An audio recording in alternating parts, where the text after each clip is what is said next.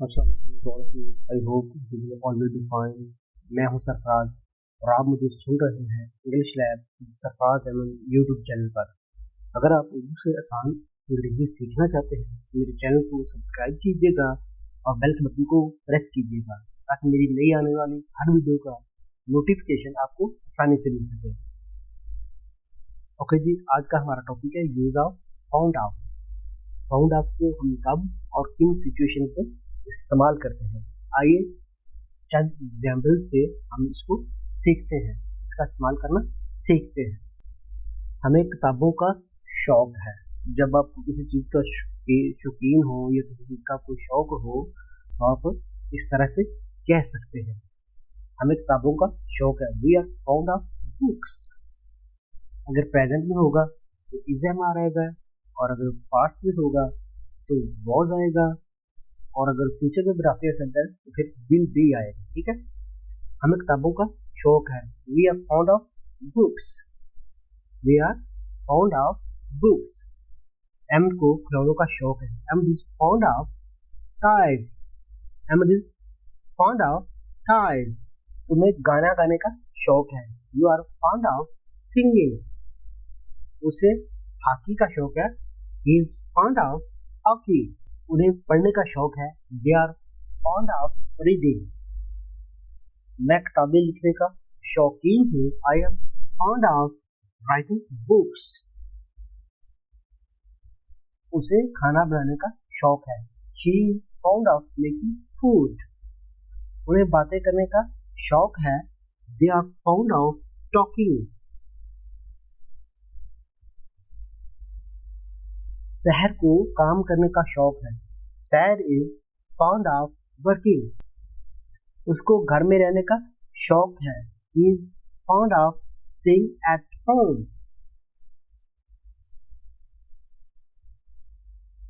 मुझे खेलों का शौक था। I was found of games. वो चाय का शौकीन था। He was found of tea. वो चाय का शौकीन था। He was found of tea. हमें टिकटें इकट्ठी करने का शौक था। We were found of ticket collecting. वो तकरीर करने के शौकीन थे। They were found of speech. तुम्हें स्कूल जाने का शौक था। You are found of going to school. वो सफर करने का शौकीन था। He was found of travelling. वो सफर करने का शौकीन था। He was found of travelling. वो कुरान पाक की तिलावत करने का शौकीन होगा। He will be found of reciting holy Quran. Lucy नाचने की शौकीन होगी। Lucy will be found of dancing. Lucy नाचने की शौकीन होगी। Lucy will be found of dancing. तुम किताबें पढ़ने के शौकीन होगे। You will be found of reading books. वो कार चलाने के शौकीन होंगे। They will be found of driving car. अब इसके हम नेगेटिव सेंटेंस में आते हैं तो देखते हैं कि नेगेटिव सेंटेंस कैसे बनते हैं। आपने just helping verb is, am, are, was, were या विल के बाद नॉट लगा देना है। आपका जो सेंटेंस है वो नेगेटिव बन जाएगा। ठीक है, मुझे वक्त जाया करने का शौक नहीं है। I am not found of wasting time. वो झगड़ा करने का शौकीन नहीं है। He is not found of quarrelling. वो झगड़ा करने का शौकीन नहीं है। He is not found of quarrelling. वो बाहर जाने के शौकीन नहीं थे। They were not found of going abroad. वो बाहर जाने के शौकीन नहीं थे।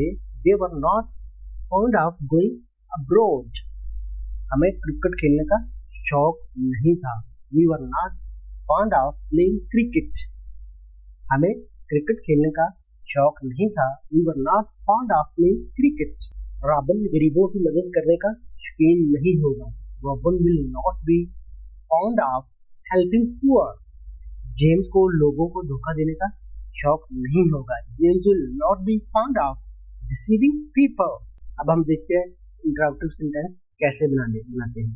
इंटरॉगेटिव सेंटेंस बनाने के लिए हमने helping verb is, am, are, was, were या विल को सेंटेंस के स्टार्ट में लगा देना है, हमारा जो सेंटेंस है वो इंटरोगेटिव बन जाएगा। ठीक है, क्या मैं वक्त जाया करने का शौकीन नहीं हूँ? Am I not fond of wasting time, क्या वो बागबानी के शौकीन नहीं है? Are they not fond of gardening, क्या अली को इंग्लिश पढ़ाने का शौक नहीं था? Was Ali not be fond of teaching English, क्या अली को इंग्लिश पढ़ाने का शौक नहीं था? Was Ali not be fond of teaching English, क्या जेन को बाल रखने का शौक नहीं होगा? Will Jane not be fond of having hair, क्या जेन को बाल रखने का शौक नहीं होगा? Will Jane not be fond of having hair. Okay guys, this is all for today. I hope so you enjoyed the lecture. See you in the next lecture. Goodbye. Take care. Allah Hafiz.